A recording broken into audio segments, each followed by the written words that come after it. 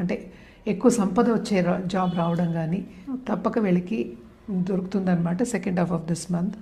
And also మనం చూసామంటే దాంపత్య జీవితంలో కూడా తప్పక అనుకూల పరిస్థితి అనేది second half of this month మనకు కనిపిస్తోంది. అండ్ ఆల్సో మనం చూసాం కొత్తగా పెళ్ళి కావాలి అనుకున్న వాళ్ళందరికీ కూడా second half of this month వీళ్ళకి బాగుంటుంది. ఎందుకంటే అన్ని కూటములు జరుగుతున్నాయి.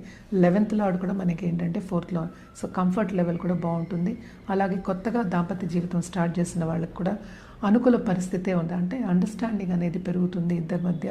అలాగే విందు వినోదాల్లో పాల్గొనడం కానీ, అలాగే వేరే ప్రదేశానికి వెళ్ళి ఎంజాయ్ చేయడం కానీ మనకి ఎక్కువ కనిపిస్తోంది అనమాట. తప్పక వీళ్ళకి second half of this month చాలా బాగుంటుందని చెప్పాలి.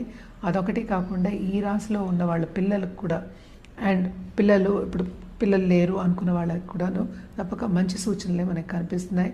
అండ్ ఆల్సో కుటుంబ పరంగా పైకొచ్చే స్టేటస్ ఇంక్రీజ్ అయ్యే ఛాన్సెస్ మనకి ఎక్కువ